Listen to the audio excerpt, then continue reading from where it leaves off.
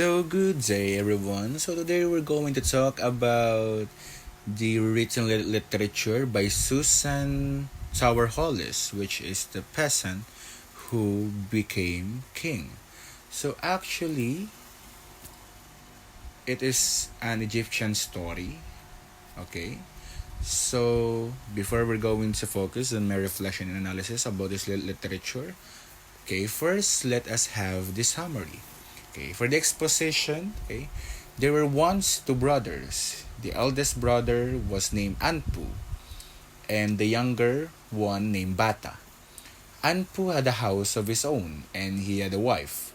His younger brother Bata lived with him, as if he were his son, and made garments for him. Bata labored continually upon his brother's farm, and he was the one who drove the oxen to the field, plowed the field, and harvested the grain. One day, Anpu's wife attempts to seduce Bata.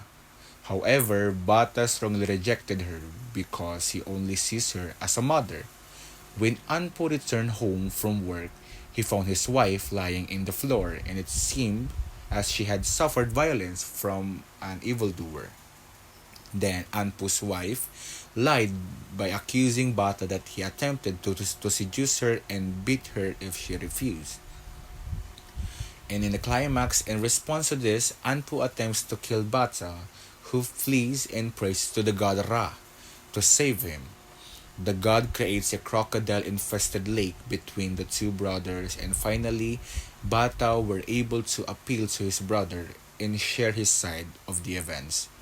To emphasize his sincerity, Bata serves his genitalia and throws them into the water, where a catfish eats them.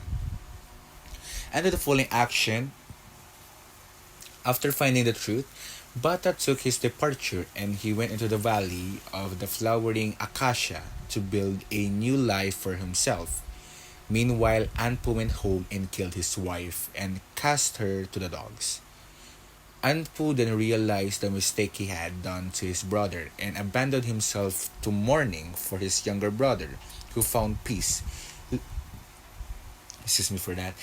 Okay, who found peace living in the valley of the flowering acacia. And the story ends, which is the denouement.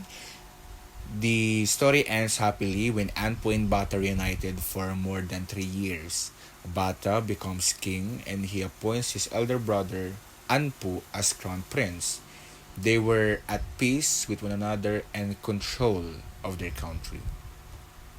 Okay, so let's have the reflection on this analysis. Okay, so my reflection about this literature is actually the peasant who became king is a story of a brother who had conflict with their relationship because of the eldest brother's wife.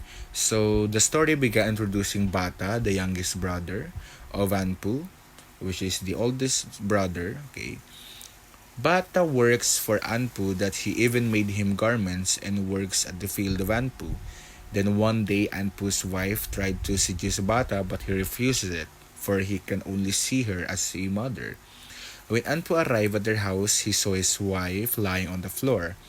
His wife narrates that Bata tried to seduce her, and if she insisted, he will hurt her. He will hurt her. Anpu became enraged because of what he had heard and intended to kill Bata. Bata hid himself because of his brother, but it was too late.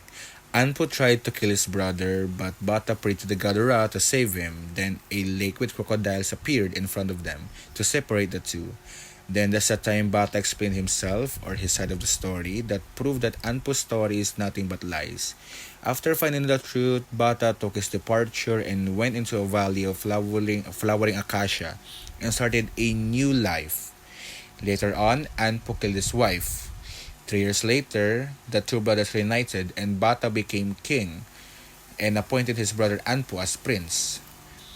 In the story, I can reflect that I believe one side without knowing the other side of the story. It engaged me to a matter of putting balance to the story and comparing it after. And for my analysis, we can use the reader response actually in the story. We can see that the characters are based on the Egyptian gods, where the people of Egypt believes in gods who has an animal's head in a human form for his or her body. With the written literature, we can observe the cultures and traditions of Egypt. We can also see that Egyptian gods grants favors with an exchange. But behind all that, we can see that the literature talks about the reality of marriage and family that somehow can also produce moral lessons from the readers. No, not from, to the readers.